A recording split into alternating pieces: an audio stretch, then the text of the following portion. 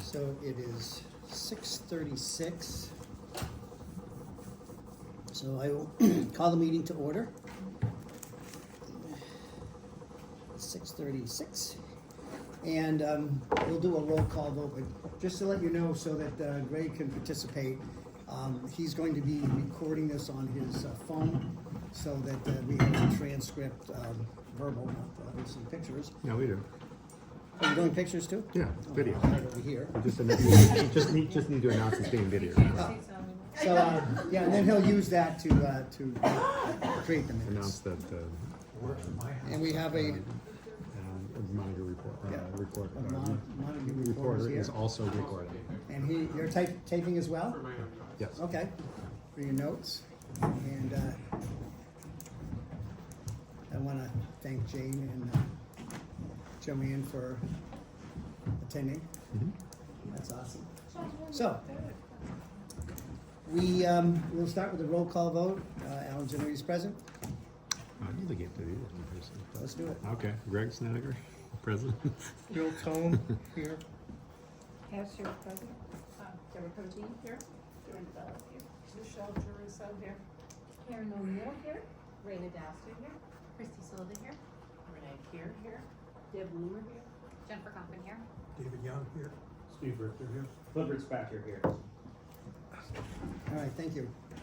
So, it's ironic. November 2019, we met here and we selected some people to be officers, and then we set out to how we're going to do agendas, how we conduct business, kind of laid all the groundwork that we'd be doing. And then I think we may have had 2 meetings after, and then COVID hit. And then the decision was, this is going to really have a huge impact. What do we do? Do we stop? Do we slow down? So we decided that we would move forward to best we could and get as much information as possible during that period. And we'd probably have to loop back, which we did, to continue collecting information. So we hired some consultants from Mars who did a facilities report. They did a report on the educational aspect of it.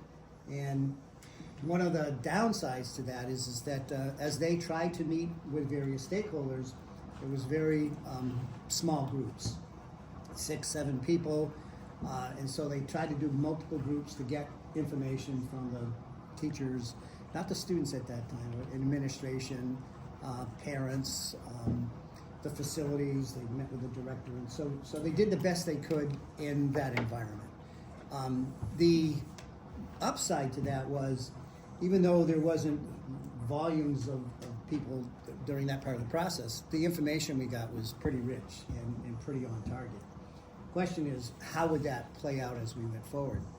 Once COVID was, so that generated a couple of reports. Once COVID was done and we could then finally get out and start meeting with people and meeting with different stakeholders, including students, which was really powerful. One of the things that we found, getting additional information supported or validated information that we had gotten before from a larger group of the same stakeholders, as well as new information.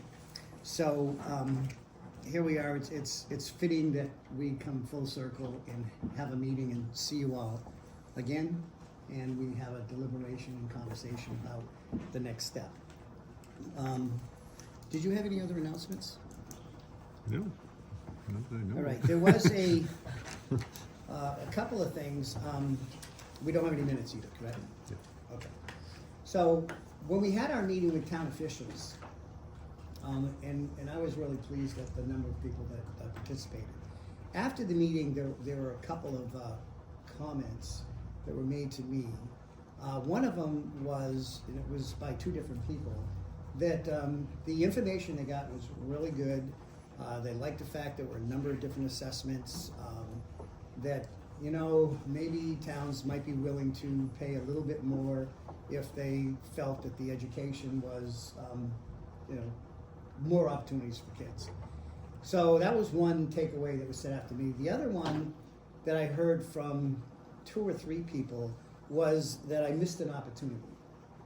they said the financial information was really good, but I made the assumption that people were kind of up to speed in terms of the educational benefits and the things that we discovered, both from staff and students.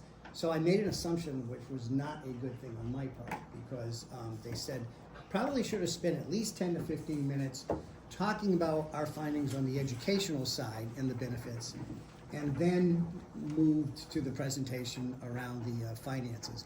I thought the audience would be more focused on the finances, and so that was just a full part of my part.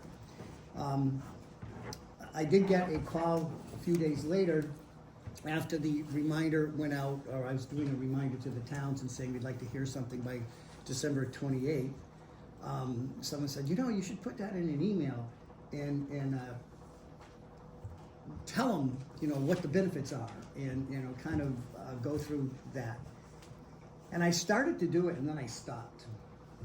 And the reason I stopped is because I felt that at that point in time, if I started sending out an email to all the town officials and talking about the benefits that we discovered, it would sound like I was trying to sway their opinion or their position on it. And it probably, it may not have been well received.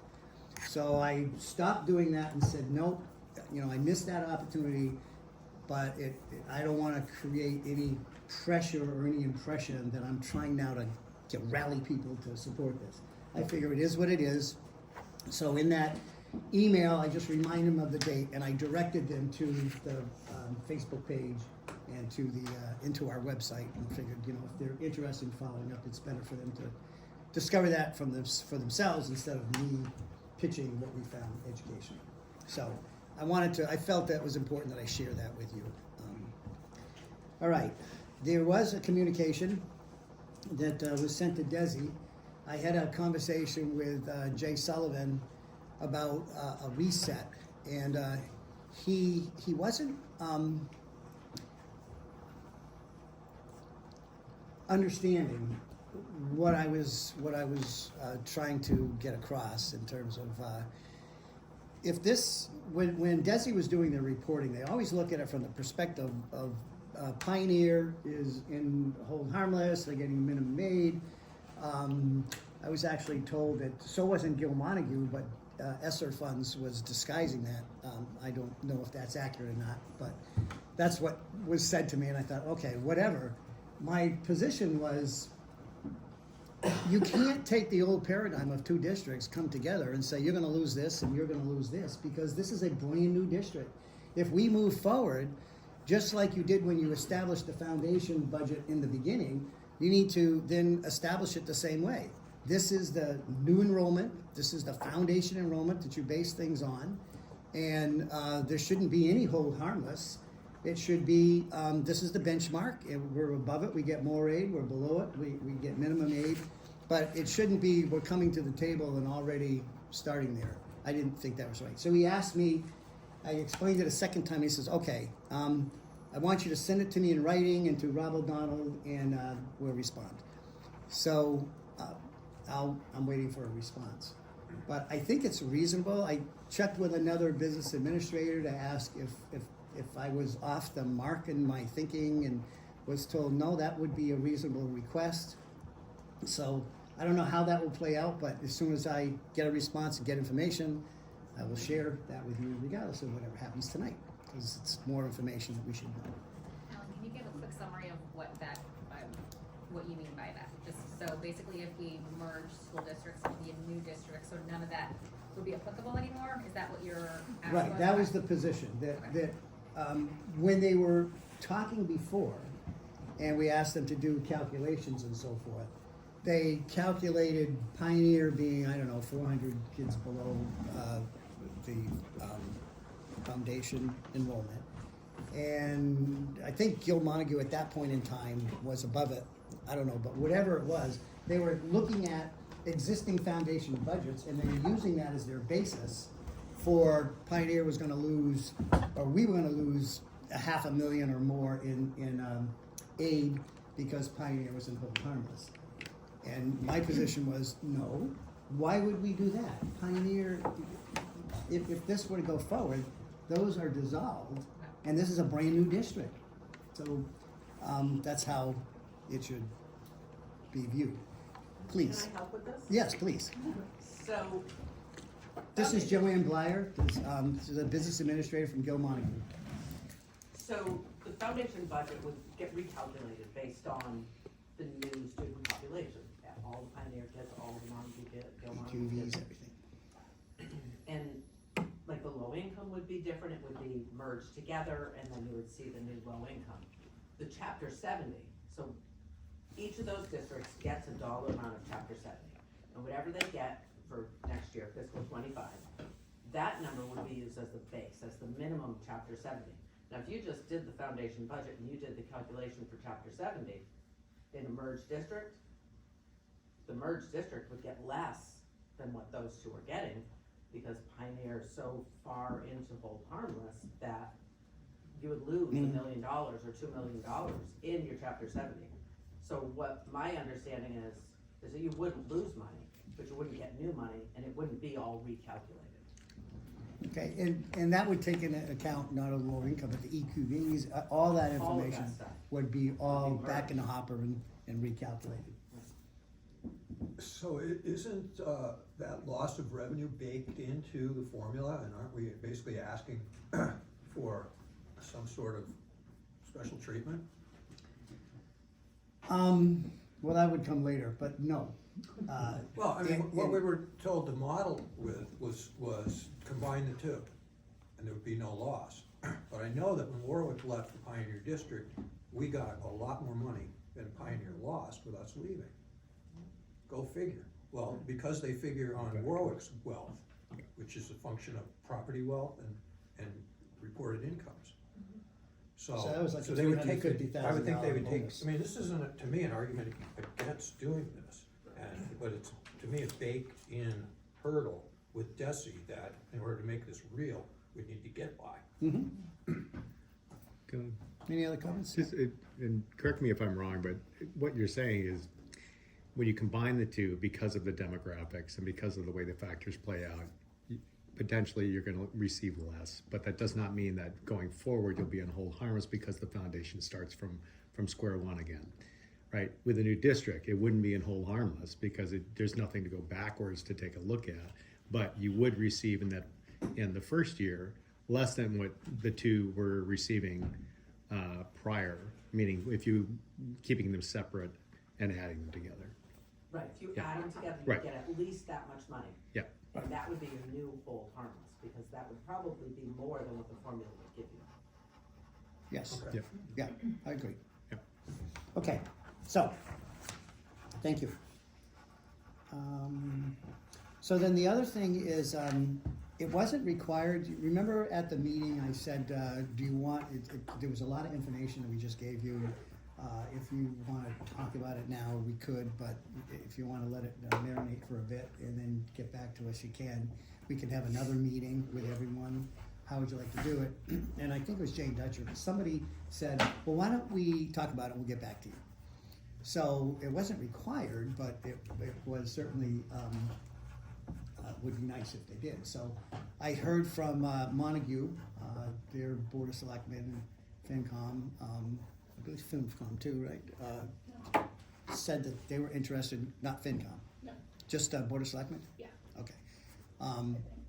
Sent us an email saying that basically we should, there's a lot to it and there are benefits and it's worth pursuing. So they gave us the green light to go forward. And then I heard the same thing from Gil. I heard, I received an email from Jane saying that Berniston was interested in us moving forward. Let's see, what am I missing? I heard from Leiden. I guess the board voted or something that 3 in favor and 1 on No, FinCom. they Can you talk to didn't. that? They didn't vote. I polled them individually Mhm. due to the open meeting law. I sent them an email Mhm. and asked them to respond with their vote or concerns or whatever, so. And also the chair of the FinCom. Okay. I've got, And that was to move forward? yes. And then Warwick, had it on their agenda at the Board of Selectmen, and they voted to move forward, so 5 out of 6 towns, I didn't hear anything from Northfield. But again, it wasn't required, For 2 weeks. pardon? Andrea's on vacation for 2 Yes, weeks. that's why. There you go. All right, so, anyway, I thought it was really nice that we got, that we did get a response, because it really wasn't required.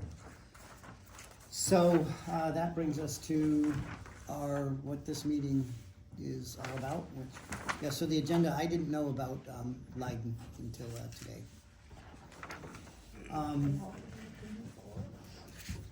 Okay, but I'm just gonna, so I'm still stuck on this,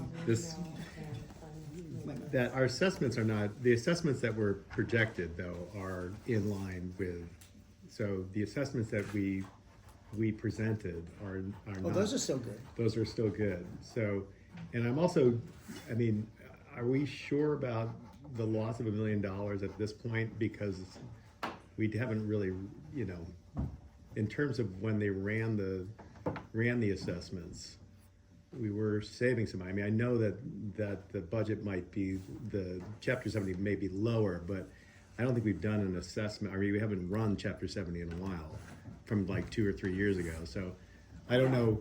I just don't know. I just don't want you to throw out $1 million if that's something that just was from 2 or 3 years ago, because the Student Opportunity Act money has come in, all that ESSER money, that kind of stuff has come in. So I just don't want it to be out there that that's in fact what's really happening. I don't know. I'm just saying. Yeah, I don't think that the merged district would lose any chapter 70. I think the chapter 70 that Okay. the 2 districts get would get combined, and that would be a minimum of what they would get. Okay. Because you wouldn't want to base it on the formula, because that would Right. make you lose money. Right. Okay. Good. Thanks. You were stuck. I was going around in circles there on that one. All right, Hey. so in deliberation, I said in my notes that, it's going to be how you would like to proceed. I have a few comments that I could start with, or I could end with. But how do you want to handle this? Do you want to, we just open it up, and if people have. Well, I think we ought to have have the a- motion that we're discussing. And if folks agree, I'll make one. But that, I think. Okay, that makes sense. You wanna move the So- You want to make a motion? Yeah, I move, that we, move forward affirmatively with the planning process and, seek to develop a new district agreement.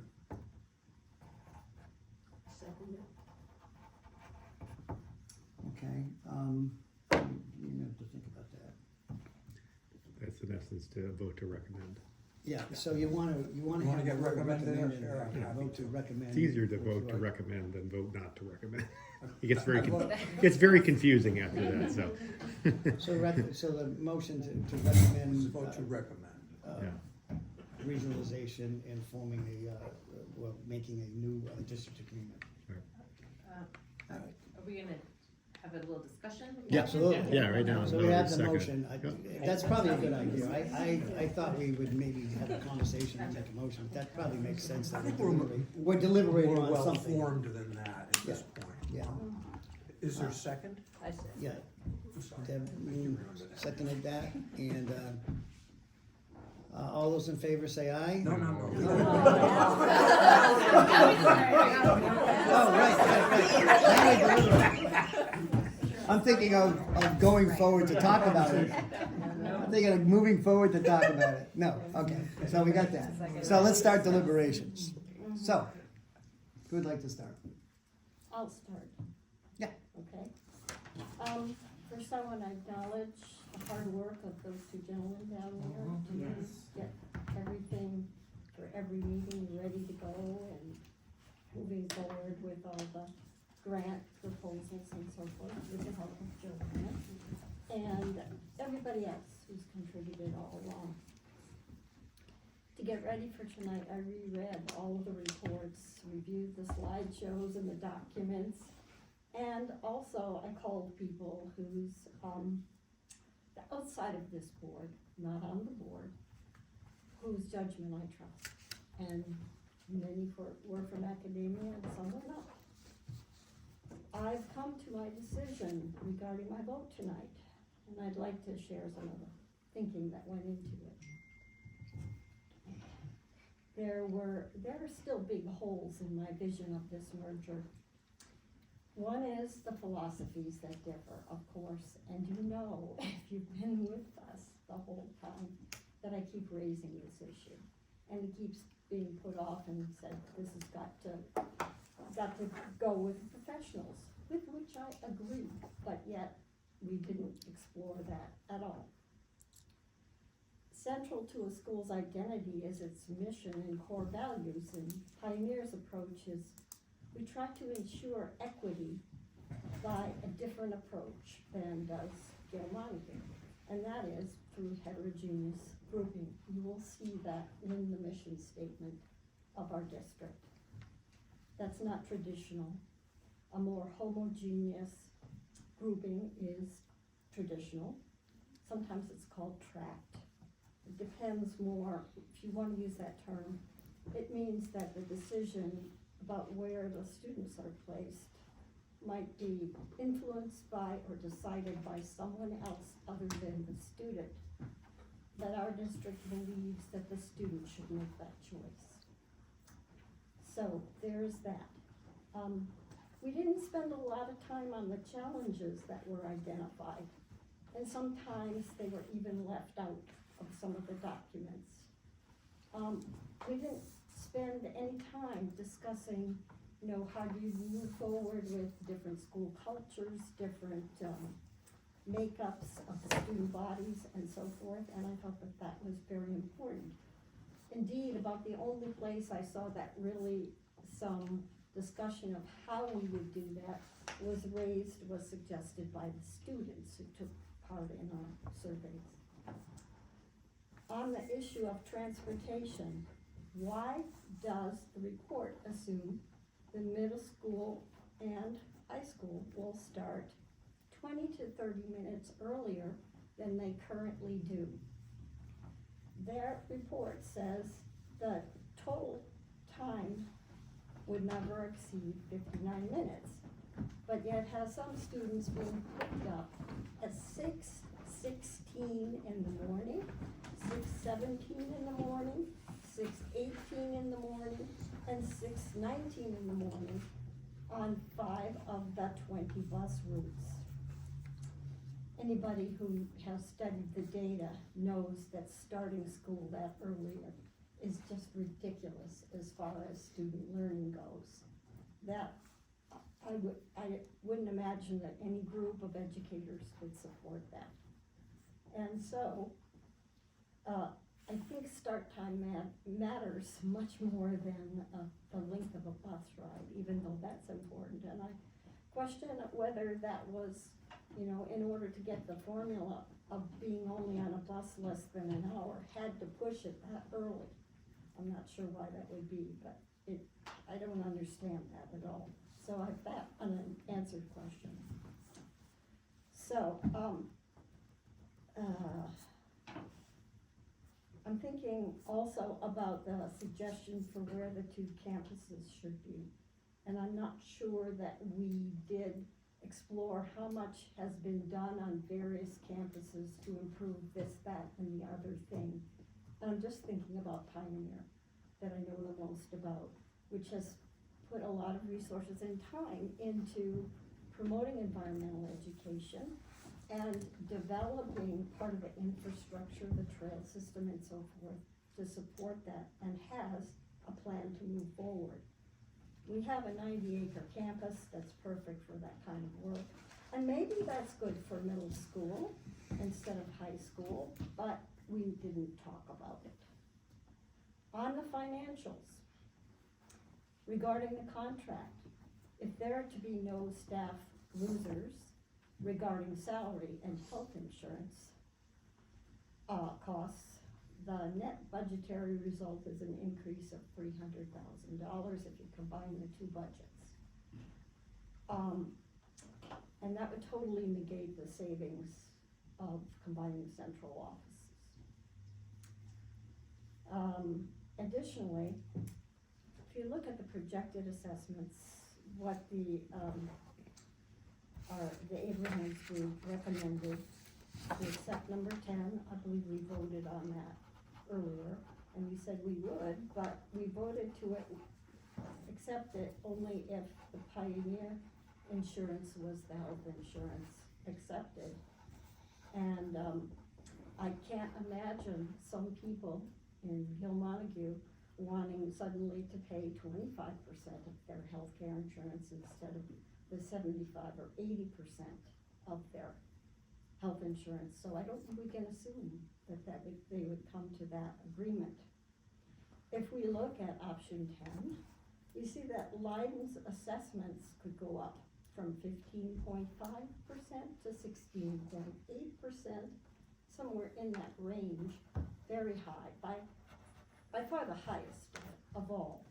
And that's only if Gail Montague staff accepted a lower or higher cost for them insurance. If they didn't, and we went with a higher cost insurance, Leiden's share under plan number 10 would be anywhere from 19.6% to 21.1%. Based on that, and one other thing, which is the example of the 8-town regionalization school district planning board that was working until last month in Berkshire County. On October 23rd, 8 towns, well, 1 town voted earlier, but the rest of the 7 towns voted no overall. 4 of them voted overall no on the proposed 2-district merger. The 4-year initiative that they undertook, including putting together a district agreement, cost them $500,000. Now, yes, it was grant funded, but who paid those grants? It's the Massachusetts taxpayers if it came from the state. So I believe that both on the educational unsolved questions, the transportation model, which is strange in the time that it asks us to start the schools, pick up kids at 6:16, and the financial considerations as well. I believe we should not recommend, I would vote no. And I don't believe we should move forward. We should save the taxpayers of Massachusetts the money, the additional cost, another grant to develop a new district agreement, which would still not address a lot of the holes in the vision for the new district. So that's what I have to say. Thank you. All right. Well, I have responses, but I will defer to others. I just have 3 thoughts and I jotted down notes. Okay. Thanks. First of all, I'm a taxpayer in Massachusetts. Yeah. I don't mind you using my money to find the best education for my children in this state. And if it costs money, then it costs money. I'm out for the best education. So as a taxpayer, not as a member of this committee, as a taxpayer in Massachusetts, if you have to spend some money to find the best education for our children out there, you go right ahead. Understood. Second, have you ever walked the full facilities in Turner's Falls High School? Oh, I have not seen all the extra areas, but I have attended workshops there and walked the halls, yes. That's all I ask, because when you talk about the facilities comparisons, Mm-hmm. and you look at what the reports wrote about the Yes. facilities, they're very accurate. I consider it. And there are, the amount of advantages at the Turner's Falls High School, Middle School, Great Falls Middle School facility is overwhelming. So I would agree with whatever the report said, and just say if you haven't walked that full facility and seen everything that's in that building, then you're misinformed. The last part was just, you were talking about in the very beginning that the students at Pioneer are allowed to decide where they're placed in heterogeneous groupings. Yet then you talked about, when you checked about what the people had to say about how to combine the cultures, you said that this committee didn't do enough. But that's not our job to discuss about the cultures. It's the students' jobs to talk about how they feel they think their cultures could be melded. And so if you want the students to make decisions in one place in the heterogeneous groupings and they're allowed, then it should be the students' decision. And you yourself said the only place where it was really discussed in depth was with the students. And that's where it should be taking place. It shouldn't be adults talking about how two cultures, if there are two cultures, because truthfully there could be like 4 cultures that you're trying to combine, because Turnus Falls is not one culture. Please understand that. It is not Hispanic. Turnus Falls is multiple cultures. And Pioneer is multiple cultures. So all I'm saying is, when that piece of the puzzle needs to be done, it will be the students who should be making that, with adult guidance, we all know that. But if you're gonna let students make decisions in one place, then you're gonna let the students make decisions in other places. And I'm not a numbers person, so truthfully, all the numbers that you said, but I was philosophically, these were 3 things that just stuck out that I went, I appreciate that, and I guess I would respond by saying, how are we sure it's the best education just because they have more choices? I'm not sure that is the case. I read a study commissioned by the Arlington Public Schools that wanted to know what the latest research was on 2 things: class size and school size, because they were considering maybe combining some of their schools within their district. And in one single table in this report, they talked about the size of the schools, and they relayed the data of studies that had been done, and all but one of them showed that a smaller school had a better outcome for the students. what grade level was that? This was all grade levels. Some of them were elementary, but most were high school. I believe only one was elementary.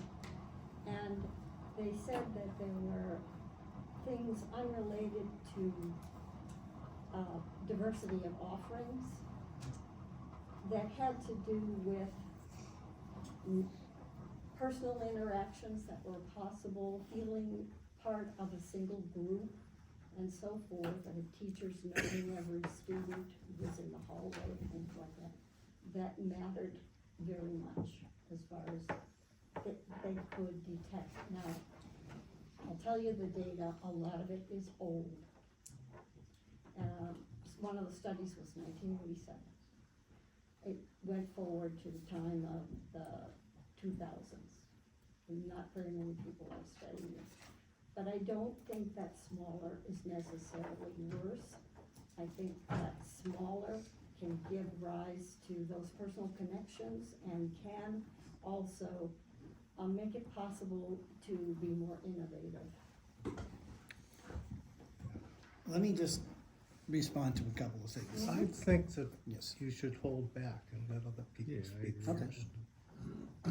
And I personally don't view any of this as a one-on-one discussion. And I don't agree with a back and forth. Okay. I think if someone has said something, then you need to let other people talk as opposed to having a direct dialogue. But nonetheless, I found this whole occupation very interesting, stimulating to some degree. I think that there are a lot of there seem to be a lot of parochial arguments out there. Most of them they're all around change, the potential for change, the fear of change. What if something should go wrong as opposed to how things go right? But nonetheless, I think our consultants have done a decent job for the most part.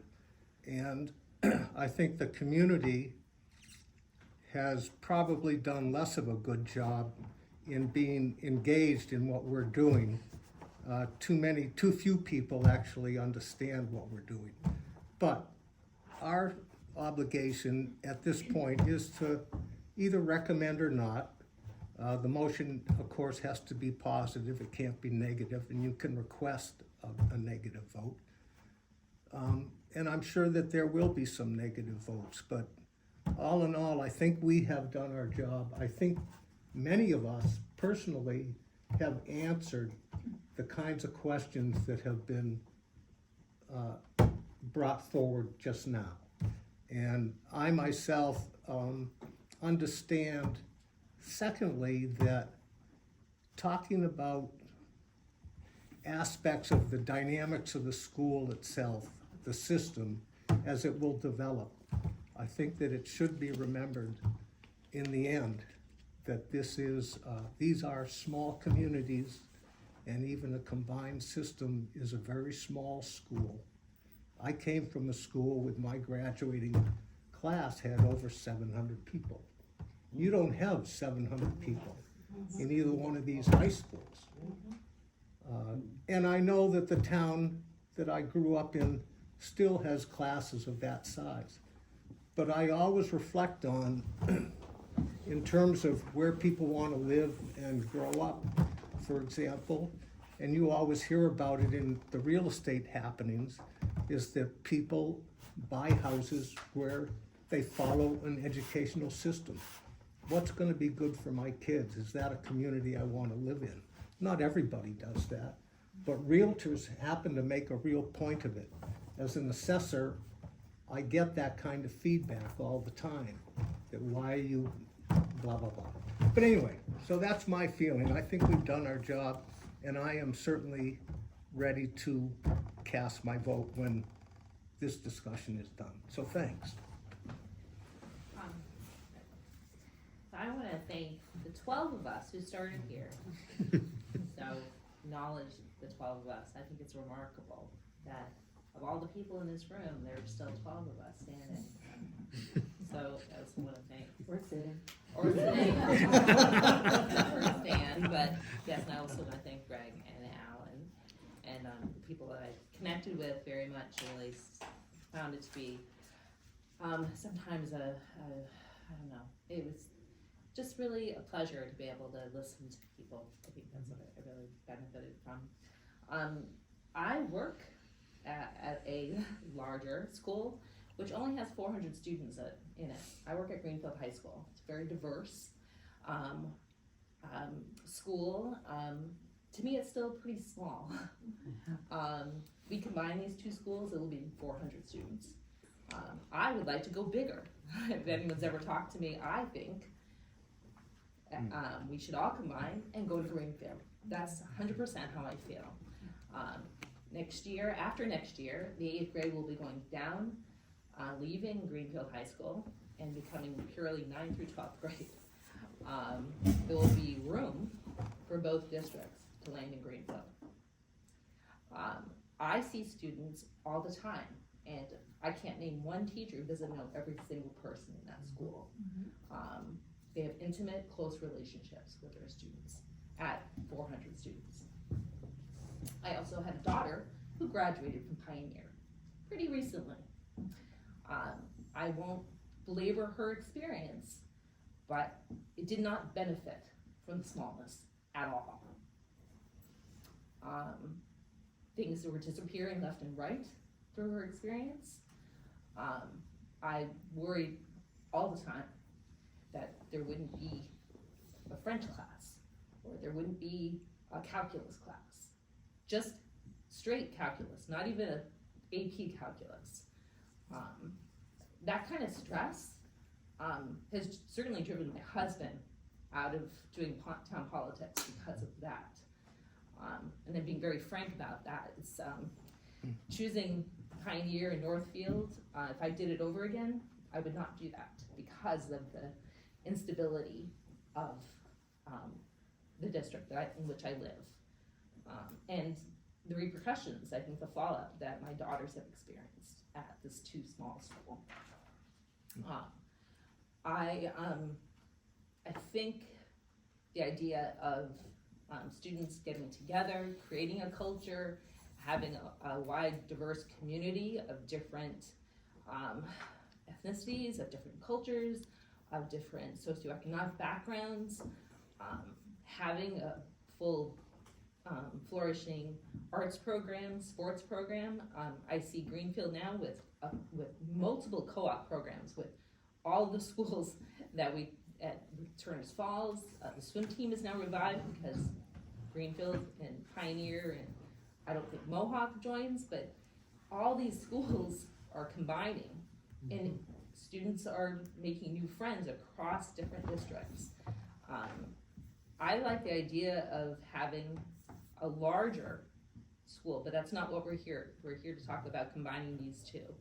So I feel very strongly that students can only benefit from having more peers, more teachers, more opportunities. 100% I would have sent my girls to a combined district for sure, over what they experienced. Thank you. Thanks everybody in the committee. Appreciate it. I'd like to follow up with that, because I have worked in a larger school and a much smaller school. And I have to say, working in the smaller school, there was, I think, 120 students in the school. It was a good school. It was a good school for many of those students. For about a third of those students, however, it was not the right place for them to be. And they created a disruption for the other 2/3 of the student population. And it was really hard. It was a really hard place to work, and things were out of control from time to time. It was pretty crazy. Larger school, I know, I worked at the tech school. I don't know how many kids they have in now, but they're getting close to 700, I think. But there was about 560 kids there. And every year we had a new group of kids coming in from all over the county, plus outside, Amherst. We had Vernon, we had Halifax kids coming down. And those kids created their own culture, you know? They had, of course, they had little spots where they could like really get connected with other kids in their different shop programs. But that was not the total of the program. Half the year they're in academics, and they connect really well, whether they were from, you know, the inner city of Greenfield or, you know, Holly or something, you know. It was an amazing thing to see these kids connect with each other.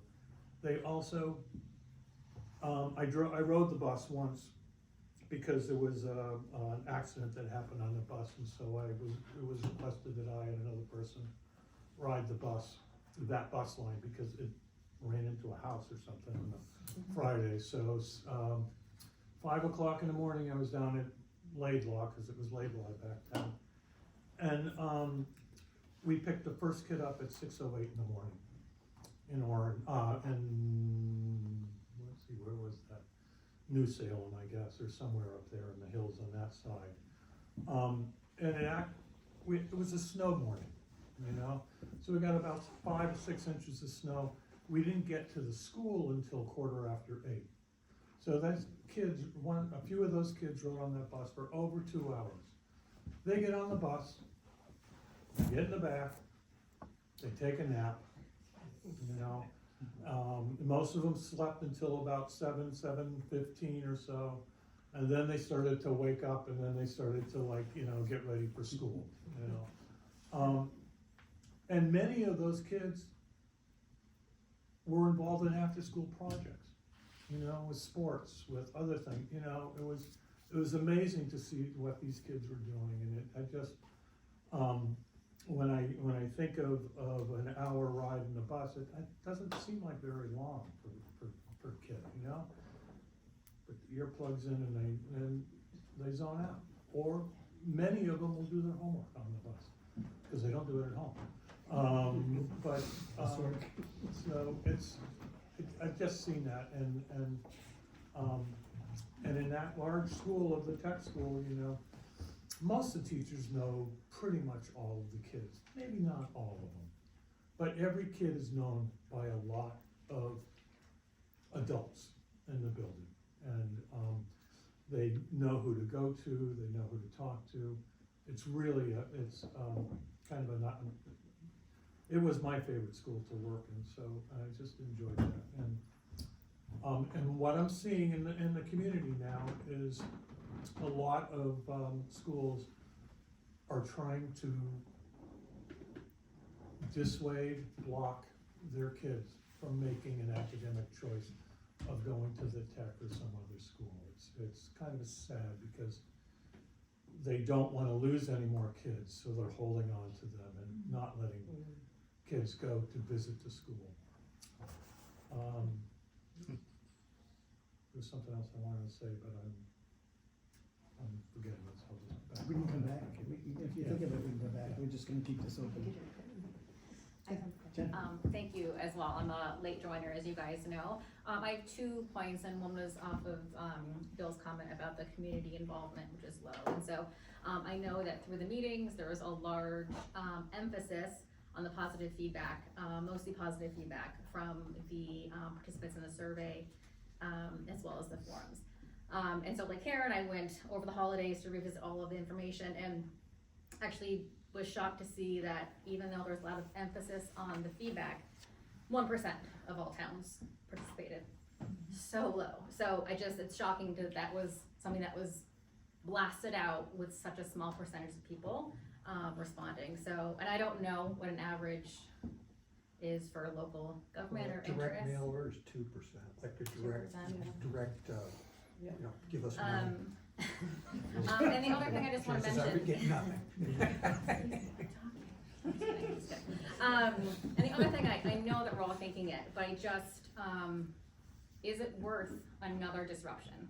Is on my mind. We're a year and a half, 2 years out of COVID, and it just, if it goes to vote and it passes, the conversation until it is implemented will be about the change and how it impacts. And so I just want us to be very aware that some kids are still going through the impacts of that, and this will be another major change for all of the students.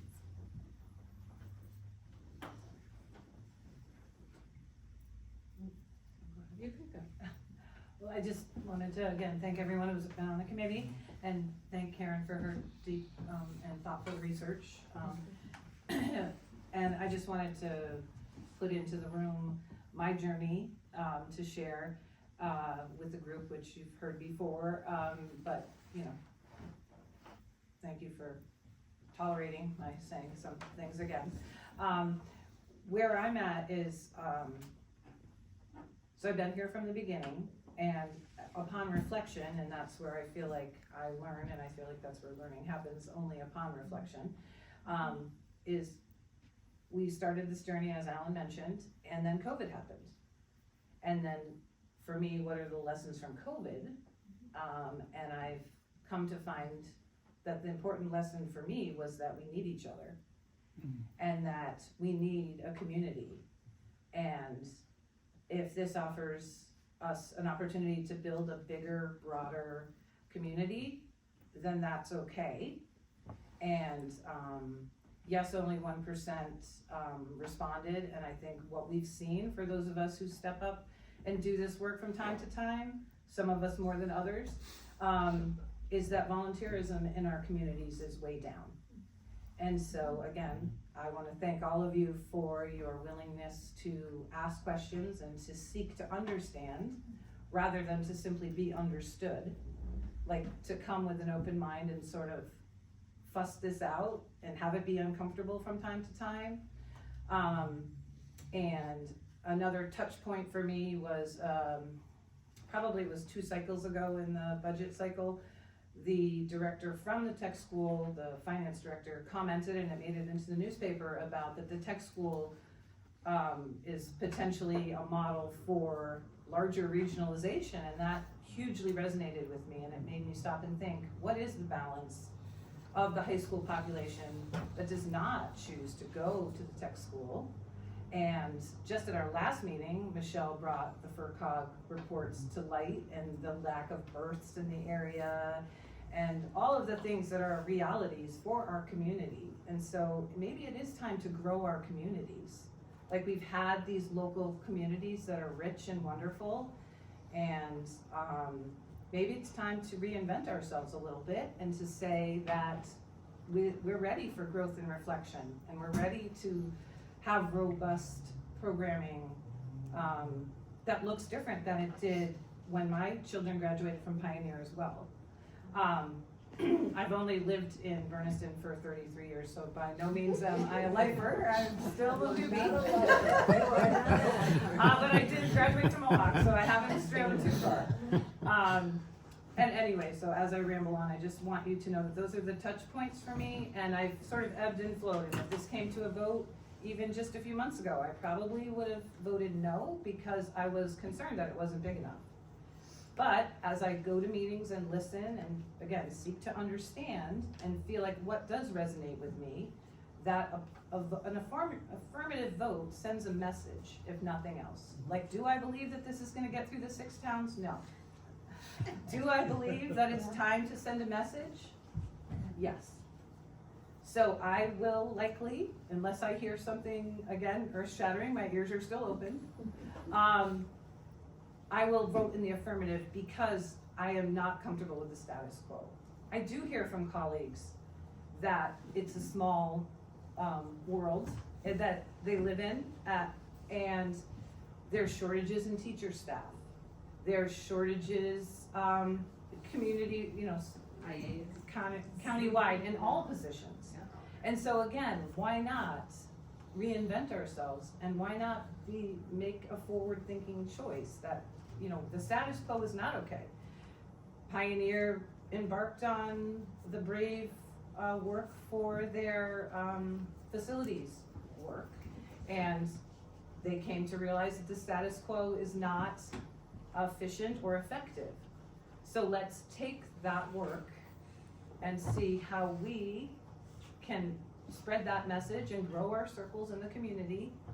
We've done, I don't think it's a poor job on our part, but again, asking people to do what they can do with their own limited resources is a big ask.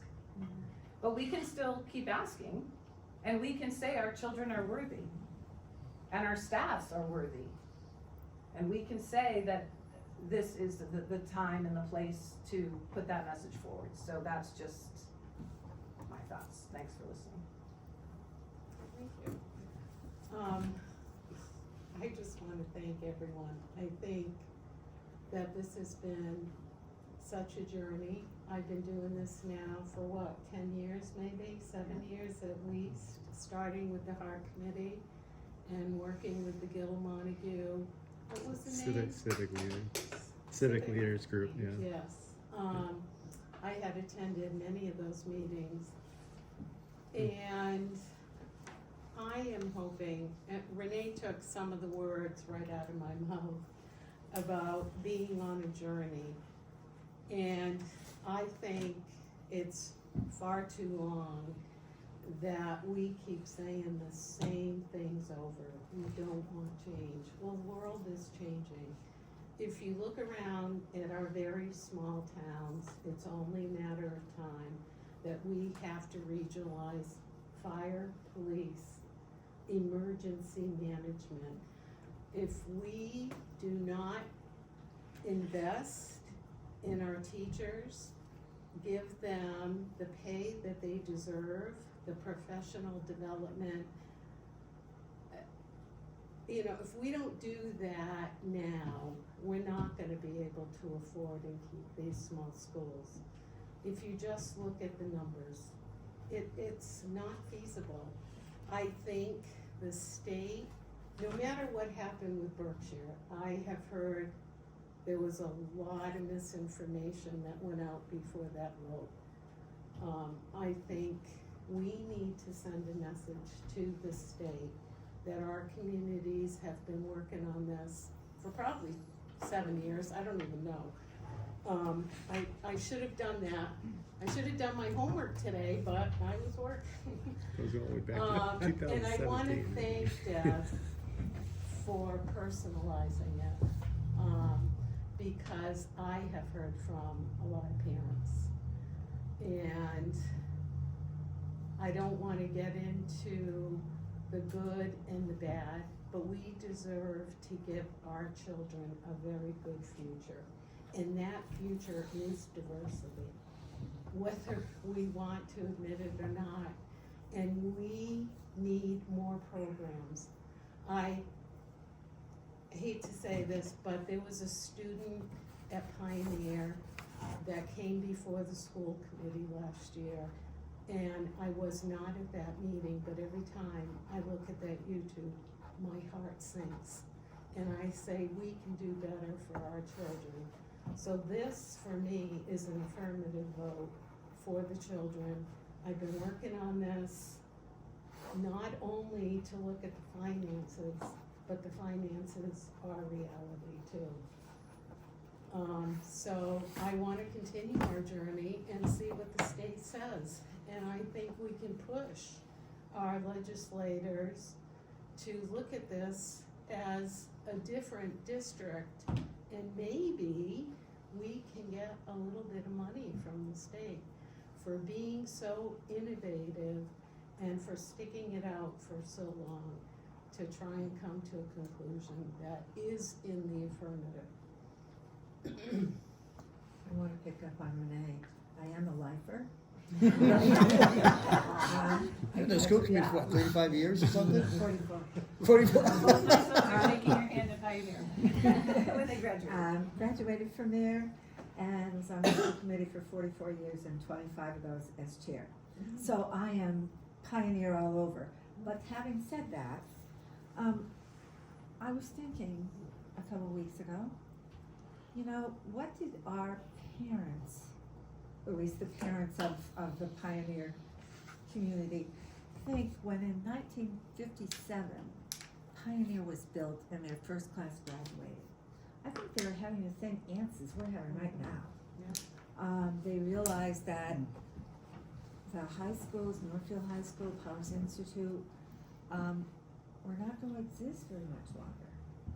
I mean, I started school in a one-room schoolhouse for 1 year, with a stove in the middle and an outhouse. So, I know I'm old, but you know, that did happen. So, you know, I think the state is going to force this if we don't do something. I'm estimating in probably 10 years. They're gonna say, you're going to join with this, and this, and you're gonna make a district.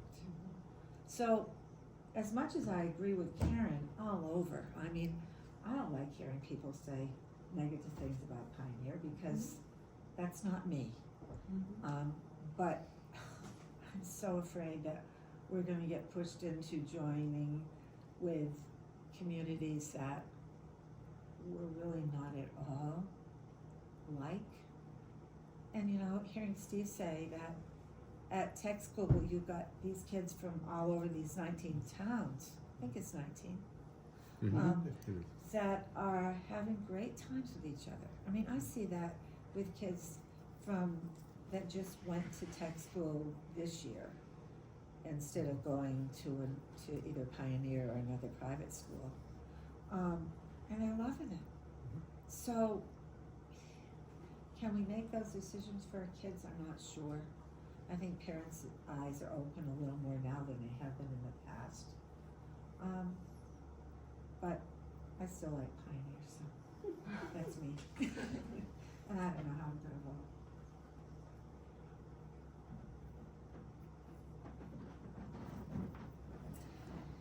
So thank you, the two of you. You've done so much work, and thank you. Give them a round of applause. Yeah, I just. You guys worked so hard, hours, and thank you, so much.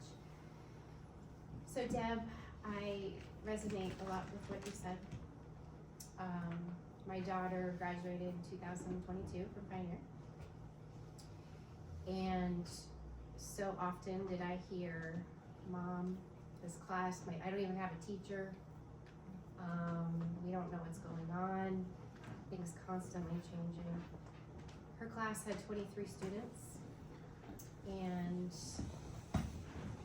it is really hard when she has a heart condition and she couldn't do sports, and that limits your opportunities to have friends. And there's only 23 kids in your class, and because how Pioneer does work, you are in one math class, and so you are moving with those students continually, so there's no opportunity to foster other friendships.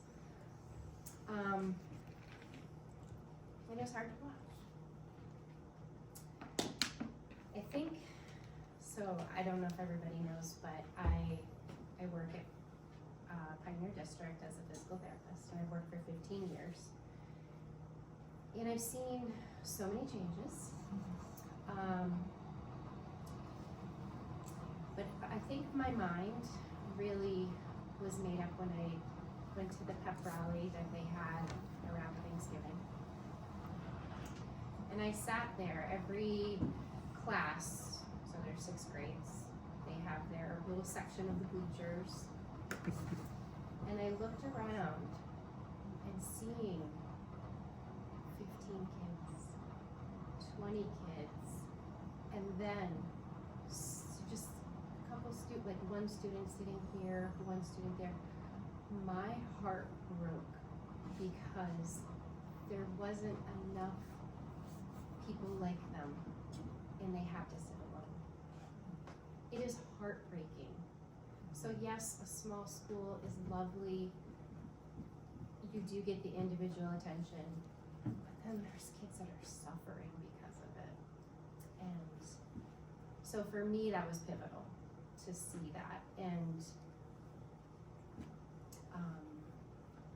And I live the journey of hearing the kids currently struggling with how things are at Pioneer. So anyway, I just wanted to share that. And I think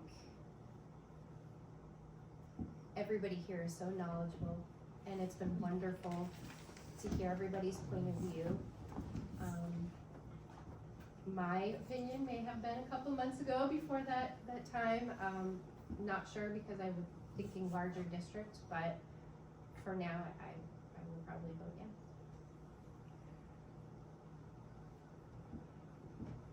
I have a couple of just comments.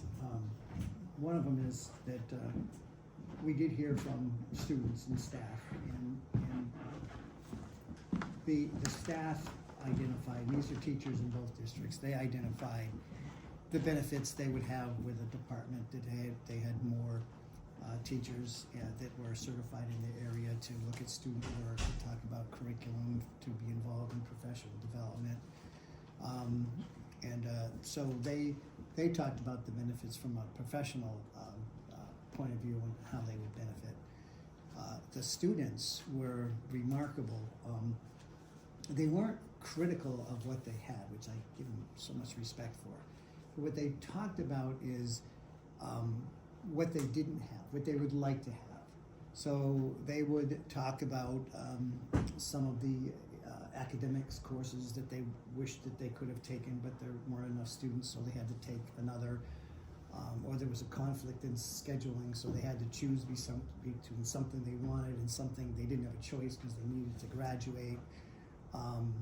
They taught, but these were middle school kids too that were part of this conversation, and so they were focused on the sports and not having middle school sports or playing on a JV team, and they didn't really play. They would sit and watch.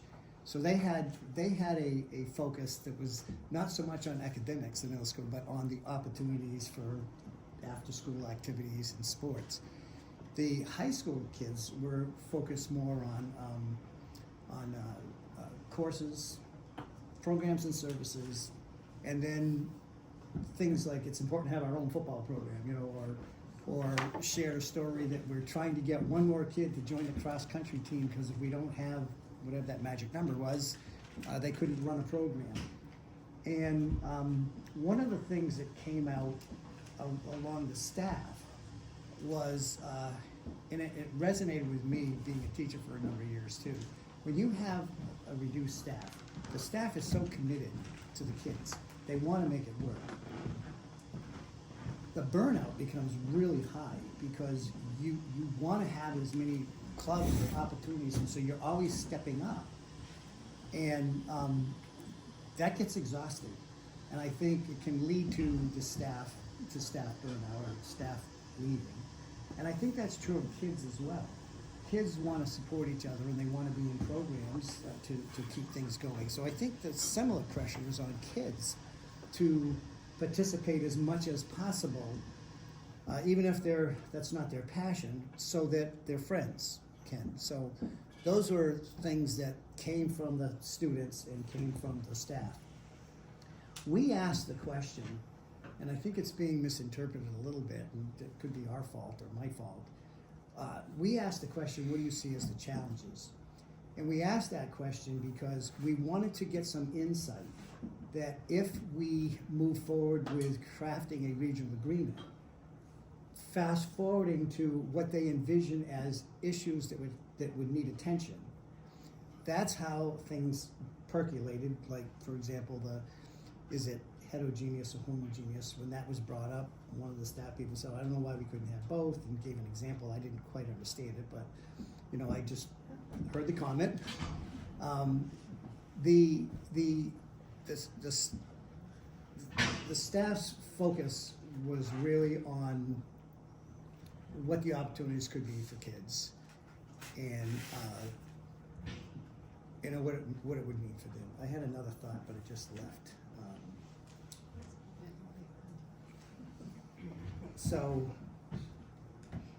The challenges. So we asked the challenges, and we got from some really great ones. We got school identity. We got alumni feeling disconnected. At least for the first, until a new alumni was eventually. We got the sense of loss because if there's not a school, you get this feeling of there's a grieving period. I mean, I was pretty amazed at the things that the kids were bringing up.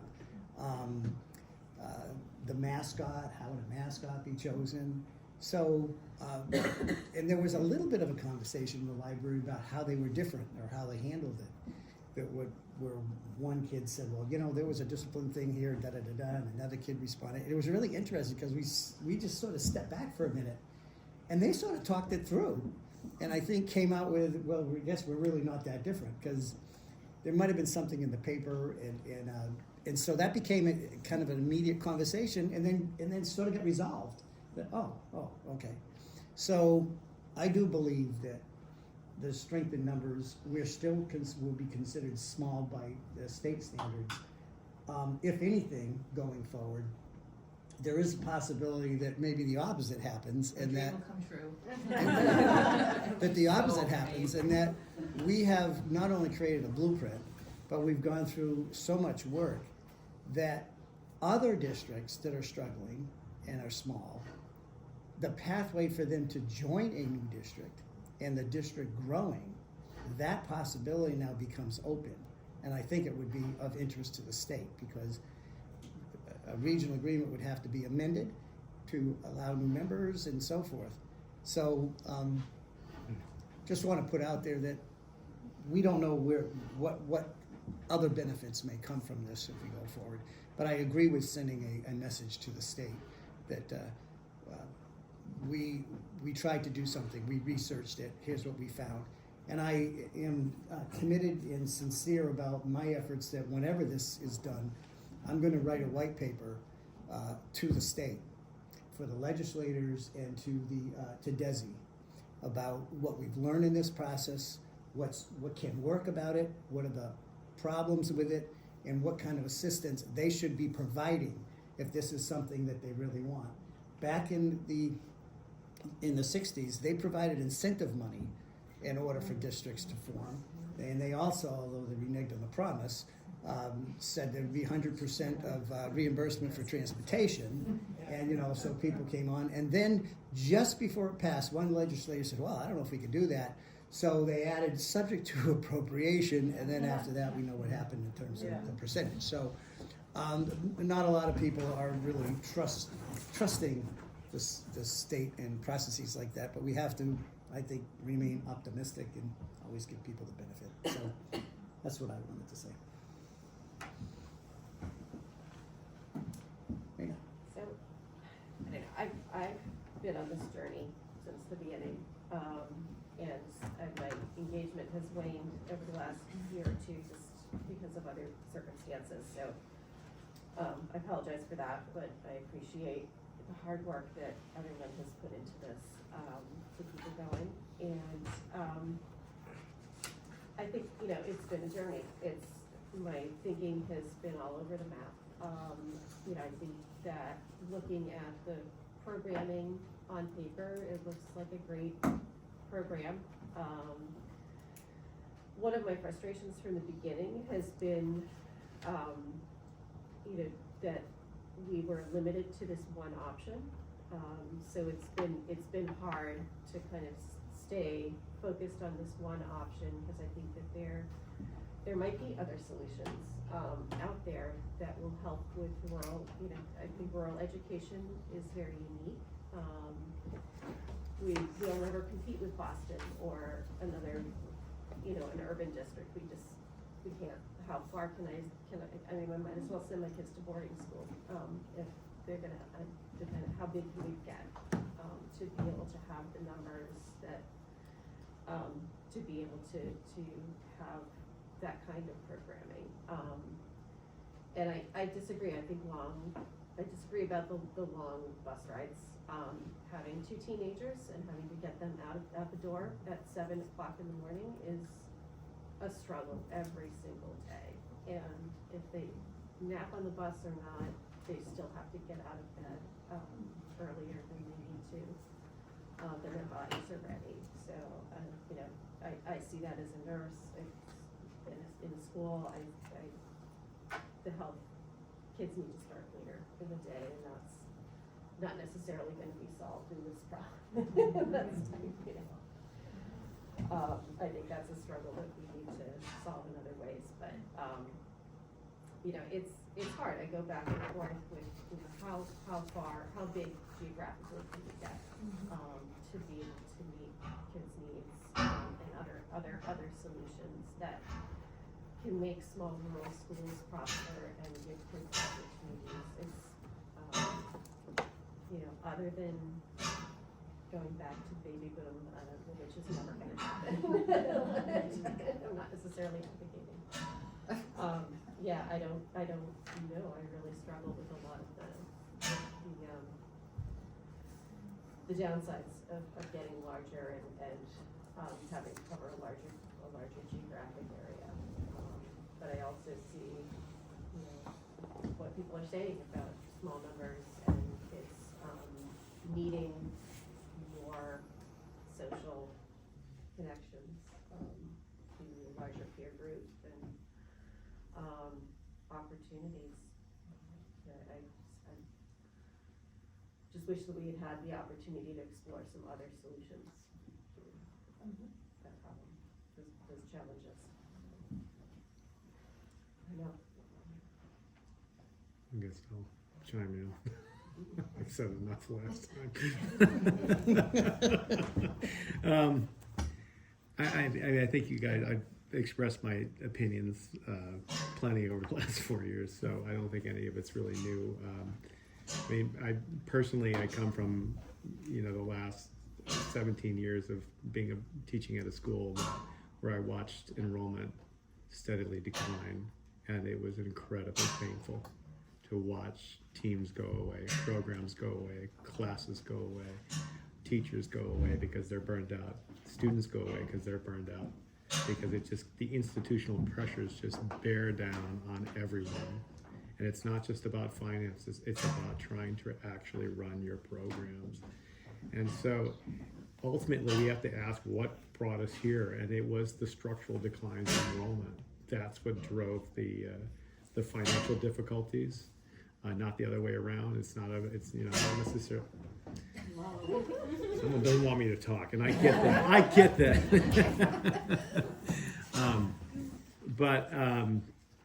Yeah,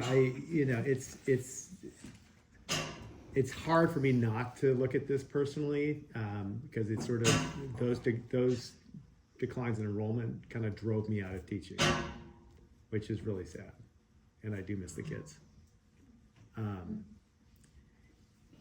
But with that said, I mean, we have an opportunity. This is the opportunity that has presented itself. This is it. I mean, if you think there's going to be a way to grow ourselves out of a structural decline in enrollment dramatically, it took us 20 years to get here. It's going to take another 20 years to try and get out of it, which we probably won't. If you understand, we're not going to probably go back into another baby boom. We're not going to have families having 3 or 4 or 5 kids. So, I mean, that's the part I struggle with. I agree, we're already looking at regionalizing police, at least in our town. We're already regionalizing ambulance services. We're moving in those directions because we have to, because it's getting too expensive. With the tax bases that we have, we cannot grow our towns because we've put so much into protected land and we want to keep our rural towns the way they are. So we have very limited ability to grow our tax base to be able to cover the increases in cost that keep coming with our school districts, which is our biggest expense. So that's, we got into this not just because it wasn't financially sustainable. Let's understand that it was not financially sustainable because of declining enrollment. That's why. And we're not getting huge. That we're not talking like to me it's like where is the demarcations of too small and too large? I don't know where they are. I mean, it really depends on communities. It depends on things like on bus routes. I agree with that. But I do think that students are much more excited to have a 20-minute longer bus ride to go to an exciting school than to have a shorter bus ride and go to a school where, they just lost the team that they played on because those kids left and they can't field the team. I've seen this over and over where I taught, and it's heartbreaking. So, that's where I keep coming back to. And maybe I'm wrong. I mean, I'm totally open. I don't know if it winds up moving to a vote for the towns. I don't know where it's going to go. Really depends. I have no idea. I know that, and I certainly was not trying to say anything bad about Pioneer. Actually, I think they're trying to do things, last time, I think they're trying to do things within their power of what they can do. And I think, they're looking into, potentially regionalizing their elementary school for the same reason we're trying to, look into regionalizing middle and high school. It's really the same thing. Nothing, even if this passed and even if the towns passes, nothing says you can't move forward with that either. I mean, that would be, something you could potentially do. I mean, it's in the spirit of what we're trying to do here. So, that's kind of where I stand. I've said enough. But yeah, I mean, the rest of it, the financial piece, again, it comes back to cost benefit. Maybe it's a smaller budget as opposed to what we would have separately, but look what we're going to get for it. Many more opportunities, more teachers, more course offerings. That's a given. To me, those things are given. The things we can't, it's unfortunate we couldn't address the challenges. We can acknowledge them, but how do you address culture? What are we going to do? Go to parents and we're going to have questions about student cultures. I mean, that's something they'll have to figure out. And these are things that happen. That's going to happen after if they so choose to move forward with something. We're not. All we're doing is voting to kind of move this forward. They ultimately decide, and that's what I'd like to see. Is the townspeople decide? We have an opportunity. I think it's worth putting forward, having them look at it. Maybe they decide they don't. It's fine, but at least we did our job. Yeah. So, anyways, I want to thank you all because I put a ton of work into this, but it was for all of you because there were so many committed people. So, so if you felt some of my you know, my pushback last week, it was because I strongly advocate for what we've done, and you guys have all, you know, been very thoughtful voices, and I appreciate all the work that you guys have done on committees and input and work and all of that. So I wouldn't have stayed in it if it weren't for this group. So thank you. And I feel the same way. It's been tough sometimes chairing, but I keep coming back because of the diversity of the group, having different opinions, having different backgrounds, and we don't always see eye to eye, but I think we've respected each other, and we've listened to what people had to say, and that can be rare. Never that person. So, are people ready to vote?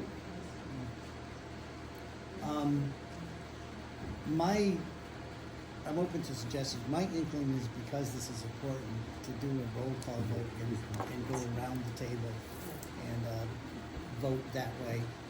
And if you would note that. And Bill, do you mind if I start? Am I right? Yes. Could you reread the motion exactly how it's stated? So that, I mean, we all know what we're voting for, but the words of that might matter to someone. Mm-hmm. And so the words have to be correct. So the motion, if I Well, I won't remember it. I will say whatever you want. Right. I'm gonna go along with whatever. All right. And if we vote now, you won't So- have to talk on something. David made a motion to recommend regionalization, which means that we will move forward with the district agreement. All that means is that we will move forward with the district agreement, and it will go to the townspeople to vote, and they decide. We don't decide anything. I would put regionalization of the Pioneer Yes. Valley and the Gilmont. Yes. So I wouldn't leave that in use. Yes. The motion. Sure, I said that. Motion to recommend. That's what we're doing. We're just recommending regionalization of Gil Montague and Pioneer school districts.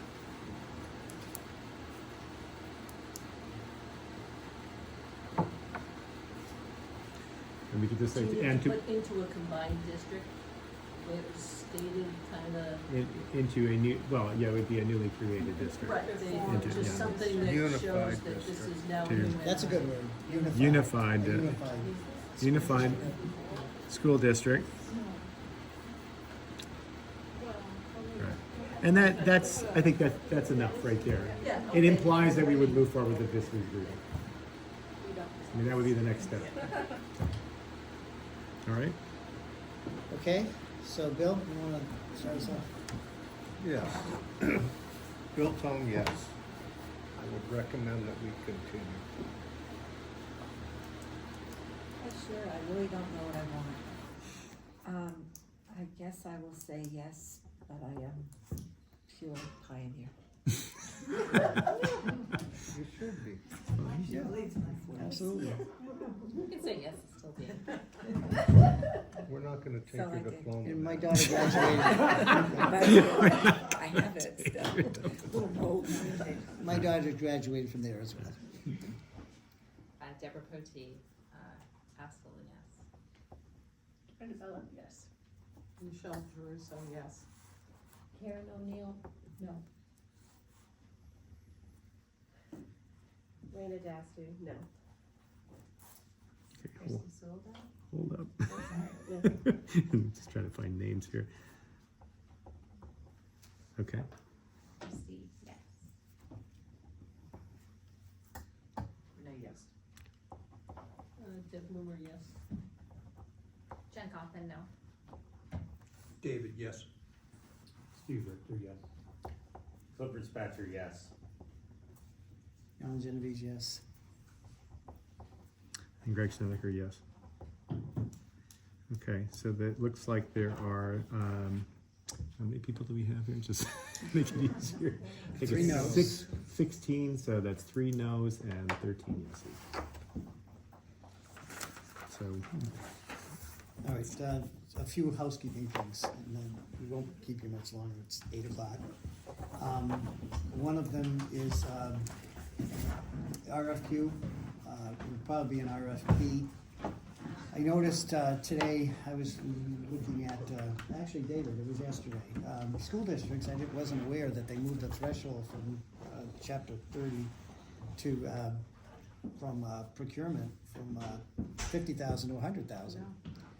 So, having said that, Joanne had informed me that, or reminded me that the grant that we got from the Department of Revenue was for $125,000, and we have remaining $99,551.78.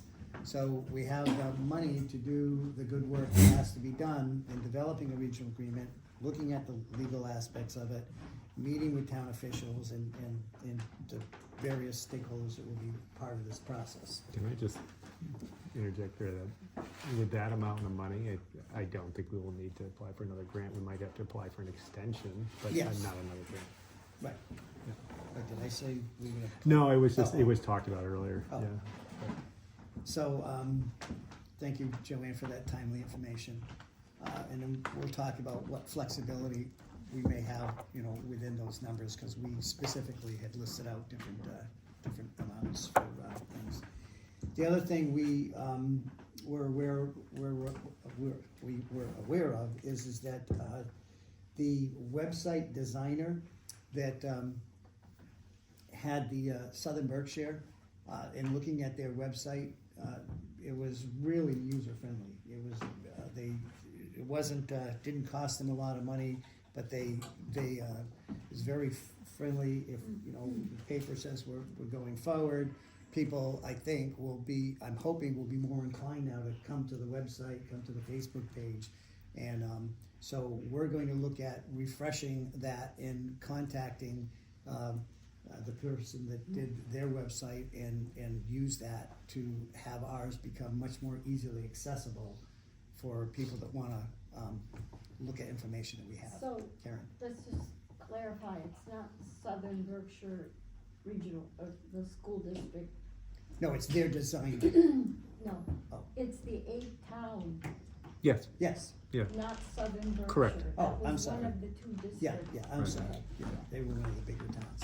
Thank you for that clarification. So the designer of that website would serve us very well for people in our area to be able to access information. I wanted to keep this open for, Jennifer. I'm not and- going anywhere. Yeah, and Dorinda, in terms of any ideas or things in terms of the Facebook page. One thing I wanted to try to clarify, but I don't know how to do it, is the misunderstanding that I'm perceiving in terms of the challenges. We were asking, when Deb talked about putting the horse in front of the cart, the cart in front of the horse, the cart in front of the horse, that's exactly what we were doing. So to pick those challenges, that wasn't our role, as Deb pointed out, but it was to let people know that we heard that these are things that are gonna need attention if we were going forward. But they weren't like, you need to research this before you can make a recommendation. That was not the intent at all. And I was very thankful that people were bringing those forward, because a lot of things were enlightening, that, yeah, that's something that we need to have on the radar screen. So any thoughts about the Facebook page? For clarity I or? think it's challenging that there's no back and forth, so it's just us putting up the FAQs, which to some extent, there's been the criticism that it's only a rosy picture, but the FAQs are challenges themselves, because they were concerns that people had. Mhm. So, however we want to present challenges, that's fine, I'm open to feedback, and can post anything in any format, but I think somewhat it is a challenge, just having an information wall that's not very interactive. So I think we're gonna, moving forward, how are we gonna collect feedback about the reality of what the regional agreement should be, and, what's missing from people's perspectives. If it's possible to do a clarification of these are things that will have to be addressed in the formation. Yeah, it Rather would be than- very helpful probably for people to know what this agreement will contain. Yeah, And what it won't, okay, and and maybe that's a thing for the website, Yeah. and not for the Facebook page necessarily. So, the Facebook page can just point to the website, that kind of thing. Okay. It's easier to Jen, you have thoughts? Yeah, just, now that it's gonna go to the towns, I don't know if they're interested in putting that there, so people go visit the town, the link will be there too. So people aren't heavy on social media, but they're heavy into their local communities, they'll be able to get information, Okay. further other town information. Okay. Deb? I was gonna say the same thing, I see the Facebook page as a place to point people. You can't put all this information on a Facebook page, and so to point them to the website, but also the towns. It's gonna be a new website though. Yeah, and. Oh, maybe you could put that there. But You're the gonna towns update it. themselves Yeah. having it as, this is a town concern, this isn't just a school committee concern, this isn't Right. just a parental concern, this is now a town. And hopefully the towns would, once again, everything gets filtered to the new website that Mm. Yeah. is there. Yeah, and I will say the 8-town regional, they did do a new website when they decided, after they voted to recommend. So because I remember looking at their old site, and then when they moved to recommend, after that, it changed completely. Yeah. Alan, how about you do a commercial? Well, let's talk some more. Inspire me. I don't know if he'll have time, because he's gonna write a book, and he's gonna write the first draft of the district agreement. I don't think so. Well, No on the book. So the financial update, I think, Joanne, we can have a conversation about where those categories are and looking at, so unless you wanna have a meeting on that, I thought we'd pull together a request for proposals, get that out as soon as we can.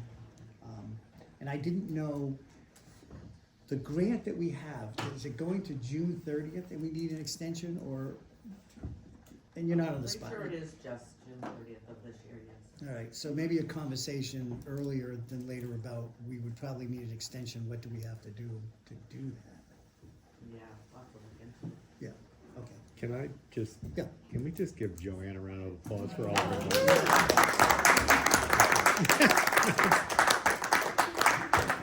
She's just a huge help in getting our grants out the door and everything, and just helping us out, so thank you very much.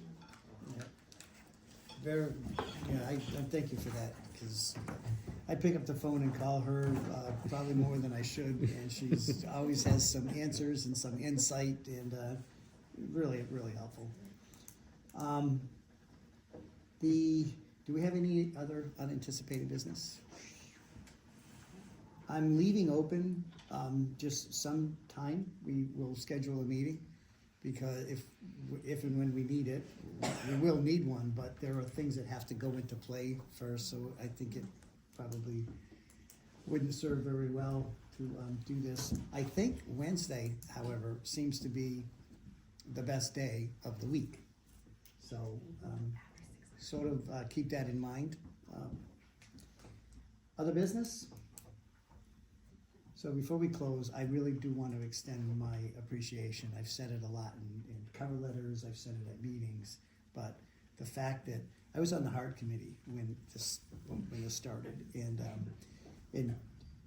Michelle did an amazing job chairing that committee, and so this has been going on long before we came into existence, but in fact came into existence because of the work that they were doing. The fact that, terms are like 3-year terms, like you've already put in a 4-year term, to stick to itness to try to see this through. I apologize for the slowdown in terms of, moving our process along. It seemed like the right thing to do at certain times, particularly when we were trying to get information in order to get the right documents to file with the state. So it's been longer than I thought. I thought we would get this done in 3 years, so it took us a little bit longer. But I think the good work that this board has done is going to serve not only our communities, but I really feel strongly that it is going to serve our surrounding communities, that take a look at the information that we have, the process that we went through. I've already had 2 other phone calls from folks that are asking about what was the process, what have we learned. So we do have the attention of folks, and we probably, when this gets out on the paper, we'll have more phone calls to say, talk to us. We'd like to hear what you have to say. So if you see me at another meeting, that's why. They're wanting for information. Everyone hates that we're about to wrap up, and some raised their hand. I'm that person right now. Just give us, just like a brief outline of like what, it looks like to come next. Like, when does the vote was in July? The meetings are in July. Or tell me more about like when you think we'd have to meet and what would need to happen before they vote. I think our next meeting would be to officially award the contract to the responsible bidder on the RFP. We would come together, you'd hear what they've had to say, we've had the deliverables, you would award it, and then we let them start doing their work.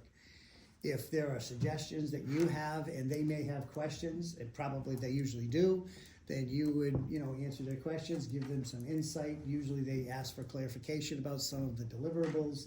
But we're not reinventing the wheel here either, because there are others that came before us that we can take a look at their RFPs and see how they tailor to what we're trying to do.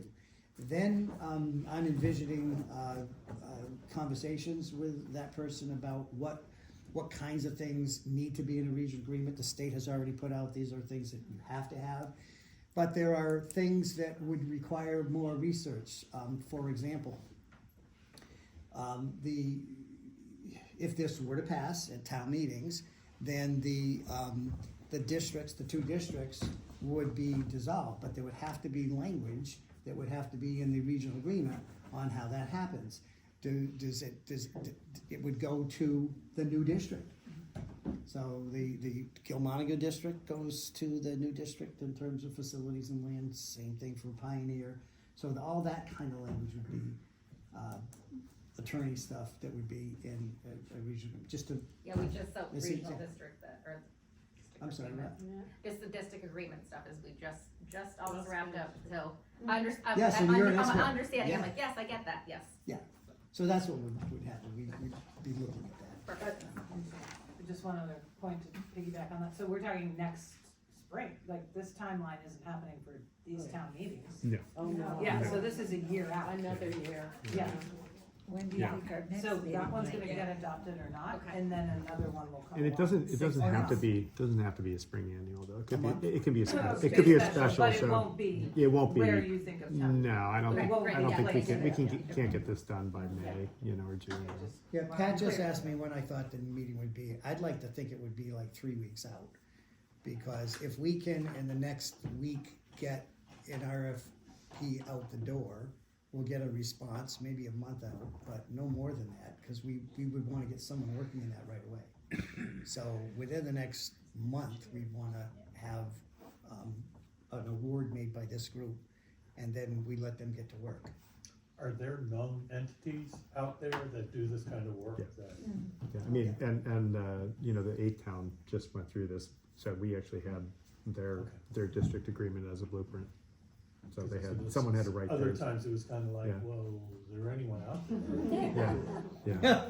Have you talked to any of them to see what the issues were and, okay. Yeah, I talked to the project manager. I talked to someone that, like a town coordinator out there. Yeah. And heard some of that feedback, so. I talk fairly regularly with Jake Eberwine, he was the project manager. Oh. They're actually, I think, bidding on the Charlotte And Oh. one. I heard a presentation at MASC about the process and how they're kind of folding into this group called BERC 12. Called what? BERC 12, I haven't heard, okay. which is more a county-wide initiative to share some opportunities for students as well as professional development for teachers all over the county and workshops and so that, there are other ways to connect.